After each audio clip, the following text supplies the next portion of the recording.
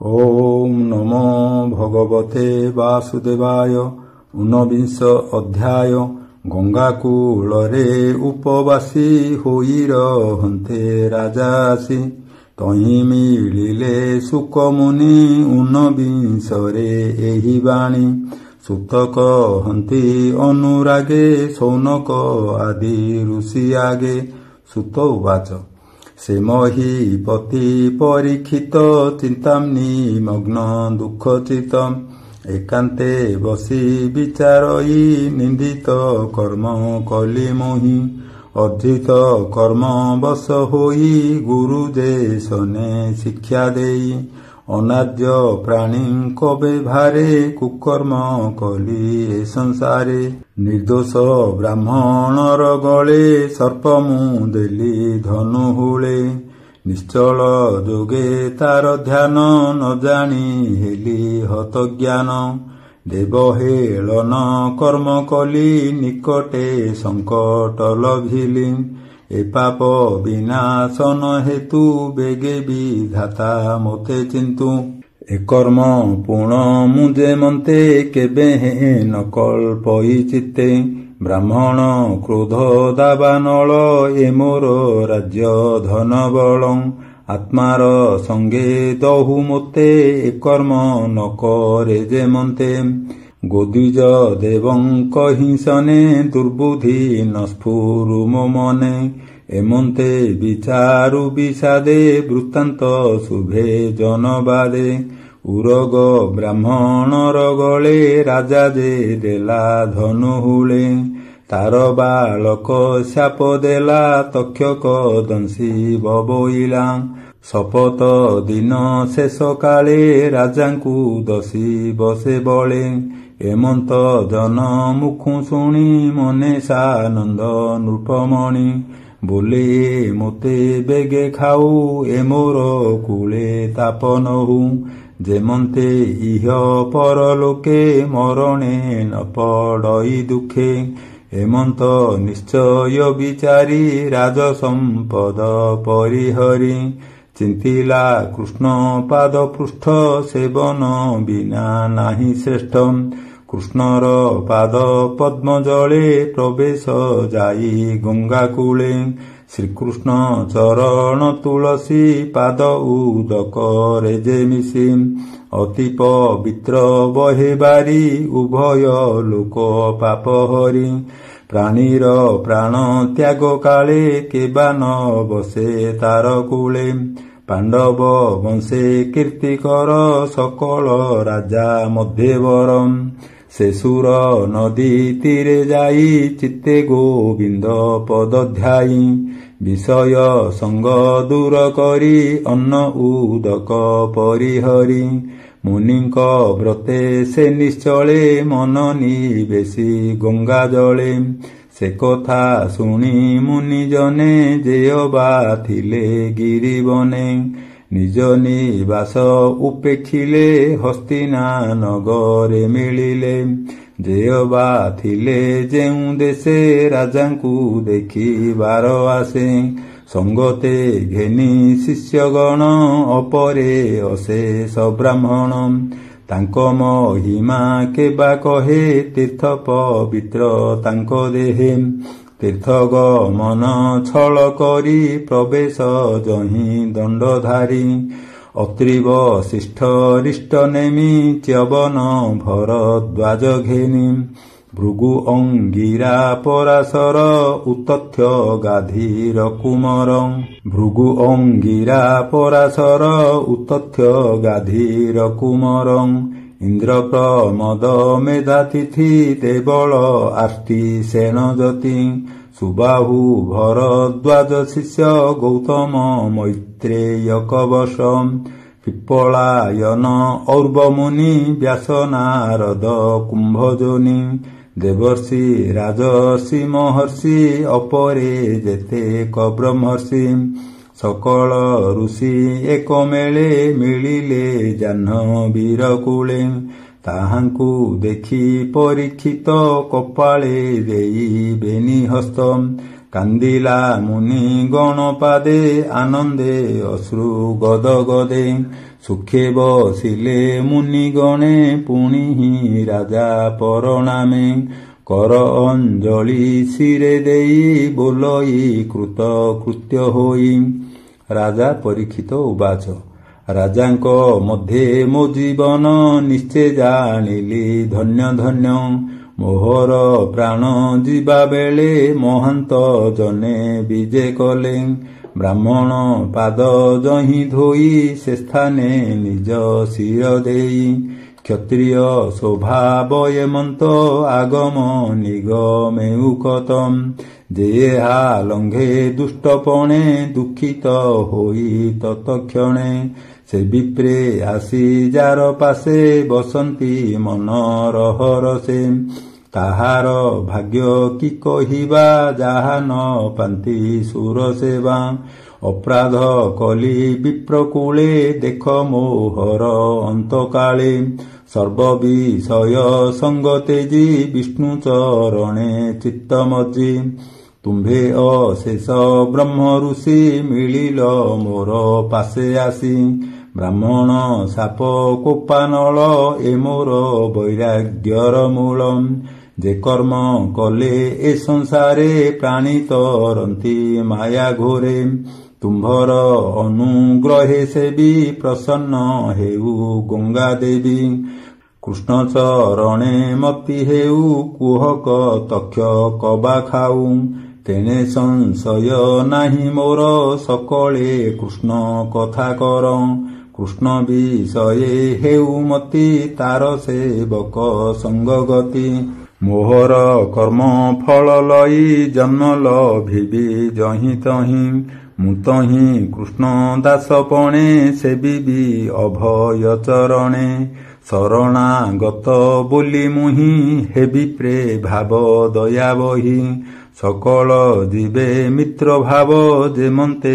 ହୋଇବ ସମ୍ଭବ ଏମନ୍ତ ମୋତେ ଦିଅ ବର ତୁମ୍ଭ ଚରଣେ ନମସ୍କାର ଏମନ୍ତ ମୁନି କି ଜଣାଇ କୃଷ୍ଣ ଚରଣେ ମନ ଦେଇ ଜାହ୍ନବୀ ତୀରେ କୁଶ ଶଯ୍ୟା ଶୟନ ଅର୍ଥେ କଲା ରାଜା ପୂର୍ବ ଦିଗକୁ ଶିର କରି ଉତ୍ତର ମୁଖେ ଦଣ୍ଡଧାରୀ ଗଙ୍ଗା ଦକ୍ଷିଣ କୂଳେ ଶୋଇ କାରୁଣ୍ୟ ଜଳେ ଦୃଷ୍ଟି ଦେଇ ଯେ ଜନ୍ମେ ଜୟ ସୁତ ତାର ତାସିରେ ଦେଇ ରାଜ୍ୟଭାର ଅଶେଷ ଋଷି ଗଣ ମଧ୍ୟେ ମନ ନିବେଶୀ କୃଷ୍ଣ ପାଦେ ଆକାଶେ ଥାଇ ଦେବଗଣେ ଆନନ୍ଦେ ପୁଷ୍ପ ବରଷଣେ ଦୁନ୍ଦୁଭି ବାଦ୍ୟ ନାଦ ତୁଲେ ସାଧୁ ସବଦେ ସ୍ତୁତି କଲେ ଯେ ମୁନି ଗଣେ ଗଙ୍ଗା କୂଳେ ଥିଲେ ଯେ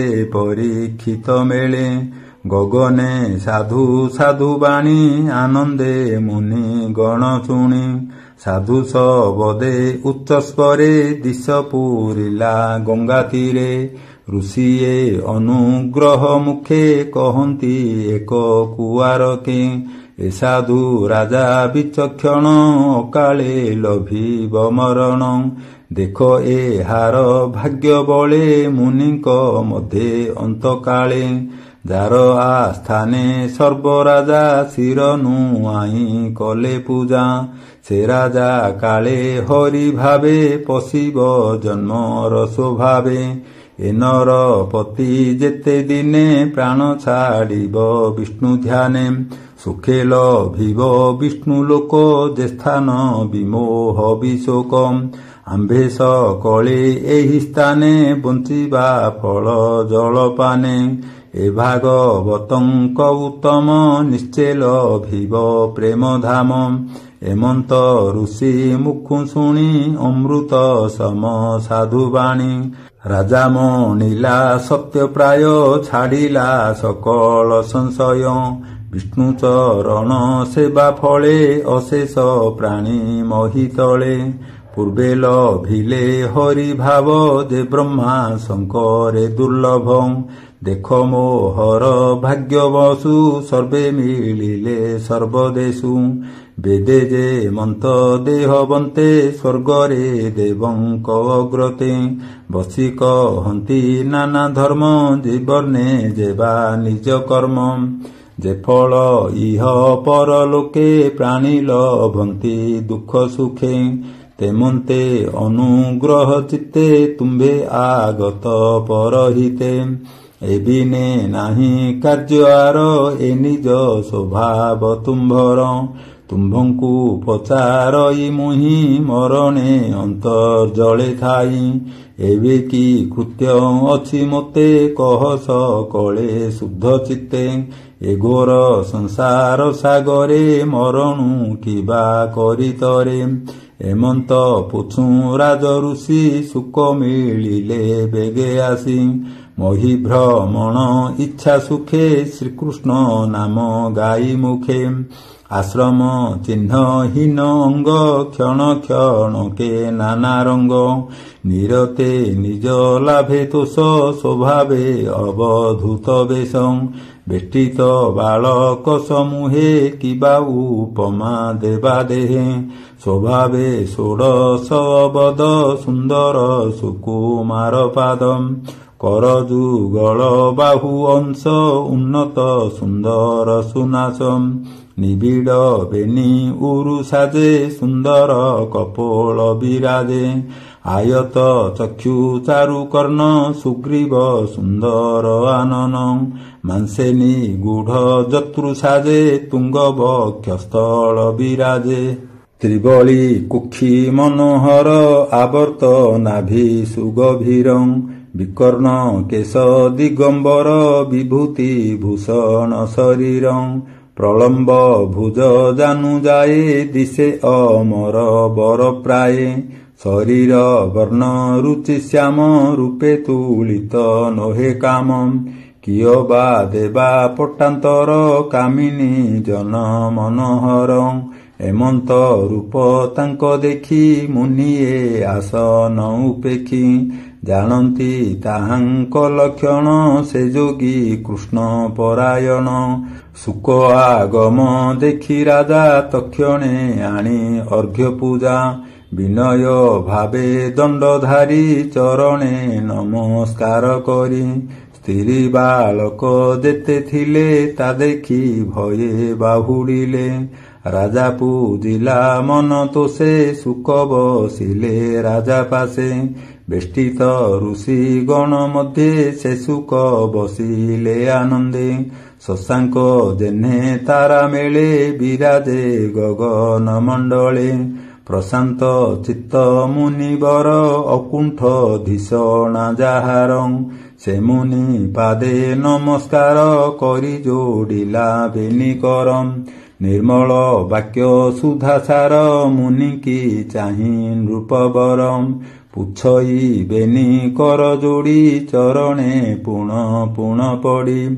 ରାଜା ପରୀକ୍ଷିତ ଉବାଚ ଆଜ ମୋହର ଜନ୍ମ ଧନ୍ୟ କ୍ଷତ୍ରିୟ ବଂଶେ ବିଦ୍ୟମାନମ୍ ତୁମ୍ଭେ ଅତିଥି ରୂପେ ଆସି ନିର୍ମଳ ଚିତ୍ତ ବ୍ରହ୍ମ ଋଷି ଦେଖି ମୋ ଆତ୍ମା କୃତ କୃତ୍ୟ ଦେହକୁ କଲି ତୀର୍ଥଭୂତମ୍ ଯାହାର ସ୍ମରଣ ବିଶ୍ୱାସ ପବିତ୍ର କରେ ଗୃହୀବାସଂ ତାହାର ଦର୍ଶନ ମାତ୍ରେ ଦୁରିତ ନର ହଇ ଗାତ୍ରେ ସ୍ପରଶ ପାଦ ଜଳ ଯହିଁ ସକଳ ତୀର୍ଥ ଫଳ ତହିଁ ଆଜ ଜୀବନ ମୋର ଧନ୍ୟ ଦେଖିଲି ତୁମ୍ଭର ବଦନ ଯେତେ ଦୂରିତ ଦେହେ ଥିଲା ତୁମ୍ଭ ସାନ୍ନିଧ୍ୟେ ଦୂର ଗଲା ବିଷ୍ଣୁର ତେଜ ମହାଘୋରେ ଯେମନ୍ତେ ନସନ୍ତି ଅସୁରେ ଆଜି ମଣିଲି ମୋତେ ହରି ପାଣ୍ଡବ ସ୍ନେହେ ପ୍ରୀତି କରି ବାନ୍ଧବ ପ୍ରିୟ ବ୍ରହ୍ମରାଶି ଯେନେ ପାଣ୍ଡବ ଗୃହେ ଆସି ତାହାଙ୍କ ଗୋତ୍ର ଯେଣୁ ମୁହିଁ ତେଣୁ ସଦୟ ମୋରେ ହୋଇ କୃଷ୍ଣର ଦୟା ଯେଣୁ ହୋଇ ତୁମ୍ଭ ଦର୍ଶନେ ଯୋଗ୍ୟ ମୁହିଁ ଅବ୍ୟକ୍ତ ଗତି ଯେ ତୁମ୍ଭର କେ ତାହା କରିବ ଗୋଚରମ୍ ମରଣ କାଳେ ତୁମ୍ଭ ସଙ୍ଗ ତରିଲି ଏ ଭବତରଙ୍ଗ ଯୋଗୀଙ୍କ ମଧ୍ୟେ ତୁମ୍ଭେ ଗୁରୁ ଯେହ୍ନେ ଅଚଳ ମହାମେରୁ ଦେଖ ମୋ ଜୀବ ଯିବା କାଳେ କିବା ସାଧିବି ମୋହି ତଳେ କିବା ଶୁଣିବି କର୍ଣ୍ଣପଥେ ସ୍ମରଣ କି କରିବି ଚିତ୍ତେ କିବା ବଦନେ ଉଚ୍ଚାରଣ ଭଜିବି କାହାର ଚରଣ ତୁମ୍ଭେ ଯେ ପ୍ରାଣୀଙ୍କର ଦ୍ୱାରେ ଦଣ୍ଡେ ନ ରହ ମନସ୍ଥିରେ ଗୋଦୋହ ମାତ୍ରେ ତୁମ୍ଭ ଗତି ଏଣୁ ମୋହର ମନେ ଭ୍ରାନ୍ତି କହନ୍ତି ସୁତ ଶୁଦ୍ଧ ମନେ ଶୁଣ ସକଳ ମୁନିଜନେ ସୁତ ଉବାଚ ଏମନ୍ତ ପରୀକ୍ଷିତ ବାଣୀ ଆନନ୍ଦେ ସୁକ ମୁନି ଶୁଣି ହରସେ ମୁଦ୍ରିତ ଲୋଚନ ଚିତ୍ତେ ଚିନ୍ତିଲେ ଭଗବାନ ସେ ମୁନି ଚରଣ କମଳେ ସୁଜନେ ଚିନ୍ତ ଧ୍ୟାନ ବଳେ ପ୍ରଥମ ସ୍କନ୍ଧେ ଭାଗବତ ବର୍ଣ୍ଣଇ ଦାସ ଜଗନ୍ନାଥ ଇତି ଶ୍ରୀମଦ୍ ଭାଗବତେ ମହାପୁରାଣେ ପାରମହଂସ୍ୟାଂ ସଂହିତାୟାଂ ବୈୟାସିକ୍ୟାଂ ପ୍ରଥମ ସ୍କନ୍ଧେ ଶୁକାଗମନଂ ନାମ ଊନବିଂଶୋऽଧ୍ୟାୟଃ ଶ୍ରୀକୃଷ୍ଣଂ ସମର୍ପଣମସ୍ତୁ। ଓಂ ନମୋ ଭଗବତେ ବାସୁଦେବାୟ।